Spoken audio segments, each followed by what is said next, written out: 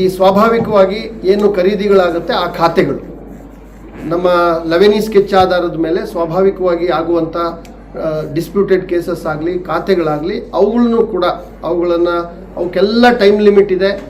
ಯಾರ ಹಂತದಲ್ಲಿ ಯಾವ ಕೆಳ ಹಂತದ ಅಧಿಕಾರಿ ಹತ್ರ ಎಲ್ಲಿ ಪೆಂಡಿಂಗ್ ಇದ್ದರೂ ಕೂಡ ಅದರ ಜವಾಬ್ದಾರಿಯನ್ನು as a deputy commissioner I will take.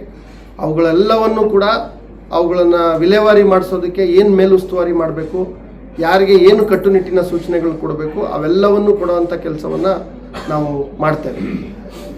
ಅಭಿವೃದ್ಧಿಯ ಭಾಗವಾಗಿ ಅತ್ಯಂತ ದೊಡ್ಡ ಜವಾಬ್ದಾರಿ ಕೈಗಾರಿಕಾ ಉದ್ದೇಶಗಳಿಗಿರಲಿ, ನೀರಾವರಿ ಯೋಜನೆಗಳ ಉದ್ದೇಶಗಳಿಗಿರಲಿ, ರೈಲ್ವೆ ಯೋಜನೆಗಳ ಉದ್ದೇಶಗಳಿಗಿರಲಿ, ನ್ಯಾಷನಲ್ ಹೈವೇ ಇತ್ಯಾದಿ ಅತ್ಯಂತ ಪ್ರಮುಖ ಆರ್ಟಿರಿ ರಸ್ತೆಗಳ ಉದ್ದೇಶಗಳಿಗಿರಲಿ, ಅಥವಾ ಇದನ್ನೆಲ್ಲ ಹೊರತುಪಡಿಸಿ ಇಡೀ ಜಿಲ್ಲೆಗೆ ಮುಕುಟಪ್ರಾಯವಾದಂಥ ಕೆಲವು ಯೋಜನೆಗಳಿಗೆ ಬೇಕಾಗುವಂಥ ಭೂಮಿ ಇರಲಿ, ಈ ಎಲ್ಲ ವಿಷಯಗಳಿಗೆ ಸಂಬಂಧಪಟ್ಟಂಥ ಭೂಸ್ವಾಧೀನವನ್ನು ಕಂಪ್ಲೀಟ್ಲಿ ಫಾಸ್ಟ್ ಟ್ರ್ಯಾಕ್ ಆಗ್ತೀವಿ. ಅವೆಲ್ಲವಕ್ಕೂ ಕೂಡ ವೇಗವನ್ನು ಕೊಡ್ತೀವಿ. ನಿಗದಿತ ಸಮಯದಲ್ಲಿ ಭೂಸ್ವಾಧೀನ ಆಗಬೇಕು, ಅರ್ಹರಿಗೆ ಮೌಲ್ಯಯುತವಾದಂಥ ಪರಿಹಾರ ಸಿಗಬೇಕು, ರೈತರಿಗೆ ಯಾವುದೇ ಲೋಪ ಆಗಬಾರ್ದು, ಪಾರದರ್ಶಕವಾಗಿ ಪರಿಹಾರ ಸಿಗಬೇಕು. ಈ ಎಲ್ಲ ಕೆಲಸಗಳಿಗೆ ನಿಮ್ಮ ಸಹಕಾರನೂ ಬೇಕು. ನಾಗರಿಕರಿಗೆ ನನ್ನ ಕಚೇರಿ 24/7 ಇಟ್ ಇಸ್ ಅವೈಲಬಲ್. ಈ ಮಾತನ್ನು ನಾನು ಭಾಳ ಸ್ಪಷ್ಟವಾಗಿ ತಮ್ಮ ಮೂಲಕ ಹೇಳೋಕ್ಕೆ ಬಯಸ್ತೇನೆ. ನಾನು ಯಾವುದೇ ತಾಲೂಕುಗಳಿಗೆ ಇವತ್ತು ಕೂಡ 3 ಗಂಟೆಯಿಂದ ಸಂಪೂರ್ಣವಾಗಿ ಚಿಂತಾಮಣಿ ತಾಲೂಕಿನ ಎಲ್ಲ ಆಡಳಿತ ವ್ಯವಸ್ಥೆ ಅಧಿಕಾರಿಗಳ ಮೀಟಿಂಗ್ ಕರೆದಿದ್ದೀನಿ. ಸೊ ತಾಲೂಕು ವೈಸ್ ಹೋಗ್ತೀವಿ.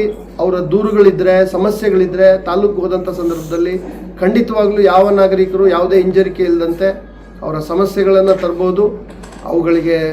ಅವುಗಳನ್ನು ನಾನಾಗಲೇ ಹೇಳಿದಂತೆ ತಾರ್ಕಿಕ ಹಂತಕ್ಕೆ ತಗೊಂಡೋಗಿ ಹೋಗ್ತಕ್ಕಂಥ ಜವಾಬ್ದಾರಿ ಅದು as A head of administration ನಾನು ಆ ಜವಾಬ್ದಾರಿಯನ್ನು ತಗೊಳ್ತೀವಿ.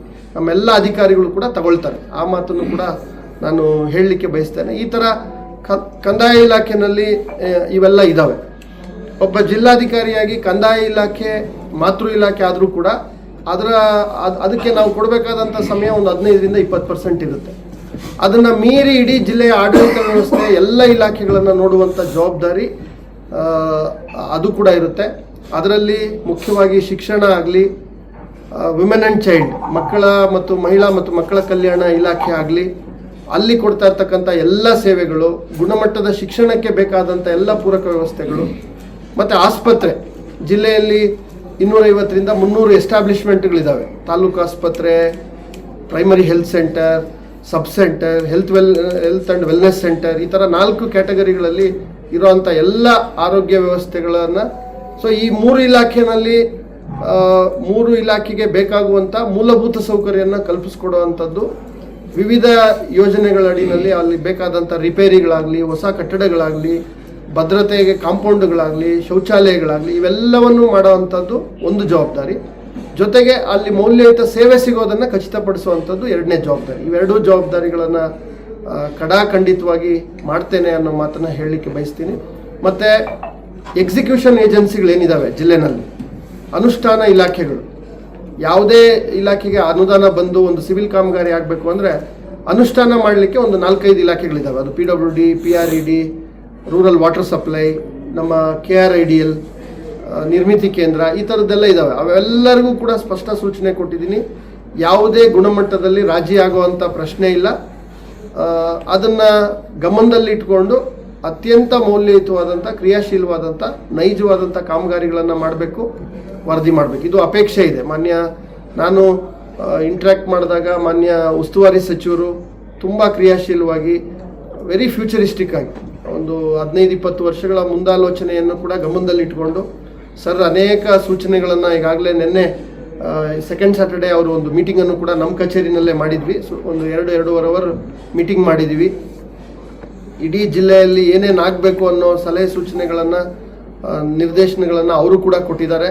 ಅವೆಲ್ಲವನ್ನೂ ಕೂಡ ಇಟ್ಕೊಂಡು ಸಮಗ್ರ ಅಭಿವೃದ್ಧಿಗೆ ಪೂರಕವಾದಂಥ ಕೆಲಸ ಮಾಡ್ತೀವಿ. ಜಿಲ್ಲೆಯ ಹೈನುಗಾರಿಕೆ ಸುಮಾರು 5 ಲಕ್ಷ ಲೀಟರ್ ಹಾಲು ಉತ್ಪಾದನೆ, ಅತ್ಯಂತ ಸದೃಢವಾದಂಥ ಜಿಲ್ಲೆ ಹೈನುಗಾರಿಕೆಯಲ್ಲಿ, ಕೃಷಿ ತೋಟಗಾರಿಕೆಯಲ್ಲಿ, ಪಶುಸಂಗೋಪನೆಯಲ್ಲಿ, ಈ ಥರ ಎಲ್ಲ ಇಲಾಖೆಗಳೇನಿದ್ದಾವೆ ಆ ಇಲಾಖೆಗಳ ಮೂಲ ಕಾರ್ಯವೈಖರಿ ಅದನ್ನೆಲ್ಲ ಈಗಾಗಲೇ ಅರ್ಥ ಮಾಡ್ಕೊಂಡಿದ್ದೀನಿ. ಅವ್ರಿಗೆಲ್ಲರಿಗೂ ಕೂಡ ಆಯಾ ಇಲಾಖೆಯ ಪ್ರಾಥಮಿಕ ಜವಾಬ್ದಾರಿಯನ್ನು ಕಟ್ಟುನಿಟ್ಟಾಗಿ ಅನುಷ್ಠಾನ ಮಾಡಲಿಕ್ಕೆ ಅವ್ರ ಜೊತೆ ಅವ್ರಿಗೆ ಸೂಚನೆ ಮಾರ್ಗದರ್ಶನ ಇವೆಲ್ಲವನ್ನು ಕೊಡ್ತೇನೆ ಅನ್ನೋ ಮಾತನ್ನು ಹೇಳಲಿಕ್ಕೆ ಬಯಸ್ತೀನಿ. ಕಾನೂನು ಸುವ್ಯವಸ್ಥೆ, ಉಳಿದ ಎಲ್ಲ ಇಲಾಖೆಗಳು, ಕೈಗಾರಿಕೀಕರಣ ಇವೆಲ್ಲವೂ ಕೂಡ ನಮಗೆ ಪ್ರವಾಸೋದ್ಯಮ, ಅದರ ಅಭಿವೃದ್ಧಿ, ಆ ಥರದ ಪ್ರವಾಸೋದ್ಯಮದಲ್ಲೂ ಕೂಡ ಭಾಳಷ್ಟು ಪೊಟೆನ್ಷಿಯಲ್ ಇದೆ, ಭಾಳಷ್ಟು ಯೋಜನೆಗಳು ನಡೀತಾ ಇದ್ದಾವೆ. ಆ ಎಲ್ಲ ಯೋಜನೆಗಳಿಗೆ ಒಂದು ಅಂತಿಮ ಸ್ವರೂಪವನ್ನು ಕೊಡ್ತಕ್ಕಂಥದ್ದು ಹೀಗೆ ಒಟ್ಟಾರೆಯಾಗಿ ಈ ಒಂದು ಆಲೋಚನಾ ಕ್ರಮದೊಂದಿಗೆ ಕೆಲಸ ಮಾಡ್ತೇವೆ. ಮತ್ತು ನಾನು ತಮಗೆ ಎಲ್ಲರಿಗೂ ವಿನಂತಿ ಮಾಡುವಂಥದ್ದು, ನಾನು ಈ ನನ್ನ ಒಂದು ಸಣ್ಣ 15-16 ವರ್ಷದ ಸೇವೆಯಲ್ಲಿ ಅತ್ಯಂತ ನಿಕಟ ಸಂಪರ್ಕದೊಂದಿಗೆ ಉದ್ದೇಶ ಏನು ಅಂದರೆ, ನಾವೆಲ್ಲ ಸೇರಿ ನಾಗರಿಕರಿಗೆ, ಬಡವನಿಗೆ, ಕಟ್ಟಕಡೆಯ ಬಡವನಿಗೆ ಒಂದು ನೈಜವಾದಂಥ ನ್ಯಾಯವನ್ನು ಒದಗಿಸ್ಬೇಕಾದಂಥ ಜವಾಬ್ದಾರಿ ಇದೆ. ಹಾಗಾಗಿ ಅಂಥ ಸಂದರ್ಭಗಳಲ್ಲಿ ಏನೇ ಇದ್ರೂ ಕೂಡ ತಾವುಗಳು ಕೂಡ ನೈಜವಾಗಿ ಮಾಹಿತಿಗಳನ್ನು ಕೊಡುವಂಥದ್ದು, ಅರಿವು ಕಾರ್ಯಕ್ರಮಗಳಲ್ಲಿ ಭಾಗಿಗಳಾಗುವಂಥ